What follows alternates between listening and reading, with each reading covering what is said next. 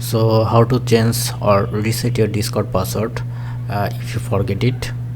For that you need to go your user setting, and then you can see your change password. If you already log in, you can change it from with your current password, new password and confirm password. But if you don't know your current password, then how can you do it? For do it, you need to log out and then enter your Gmail, and then if you forget it, just press on forget your password. But before that, you can check your password by following this method.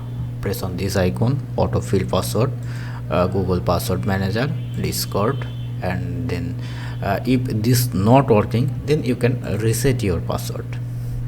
So remember it, forgot your password and your email. This is your email, and Discord already sent a verification mail to your Gmail. So let's check.